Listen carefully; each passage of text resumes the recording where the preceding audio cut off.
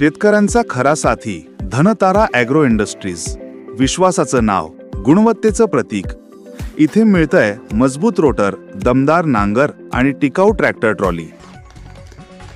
कळवाडी गटात माऊलींची एंट्री, राजकारणात नवा भुजाल।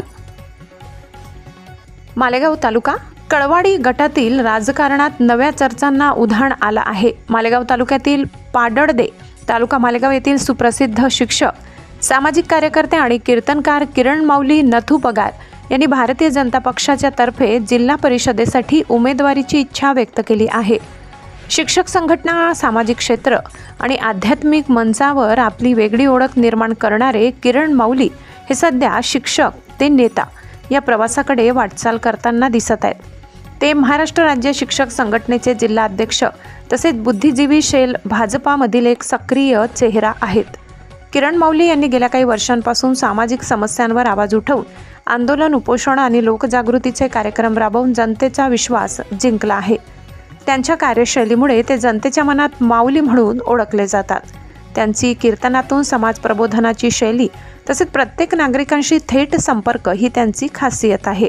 आता त्यांच्या राजकारणात प्रवेशामुळे कळवाडी गटातील पारंपरिक समीकरणं बदलण्याची शक्यता व्यक्त होत आहे। गावोगावी चर्चा रंगली आहे की माऊलींच्या मैदानात उतरण्याने या निवडणुकीला वेगळं स्वरूप मिळणार।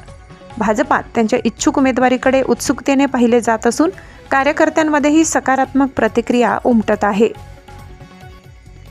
S9 TV न्यूजसाठी गणेश शिंदे, मालेगाव। आगामी होऊ घातलेल्या स्थानिक स्वराज्य संस्थांच्या निवडणुकीमध्ये कळवाडी गटातून मी किरण माऊली पगार पाडळदे उमेदवारीसाठी इच्छुक असून भारतीय जनता पार्टीने मला उमेदवारी द्यावी यासाठी मी निश्चितच आग्रही असेल।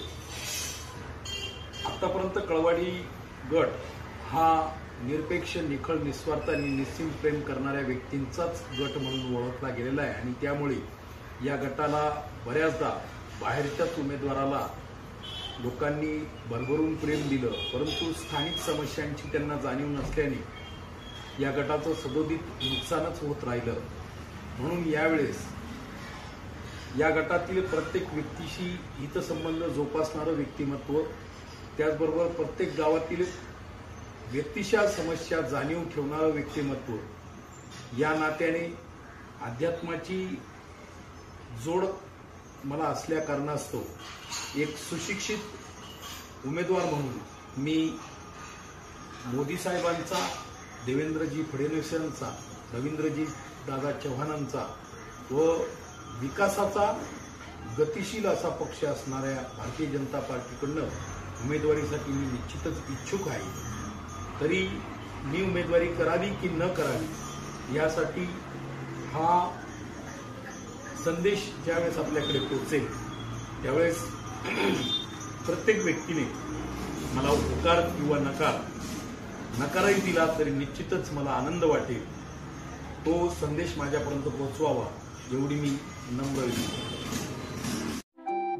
आपल्या चॅनलला नक्की सबस्क्राइब करा, बेल आयकॉन दाबायला विसरू नका।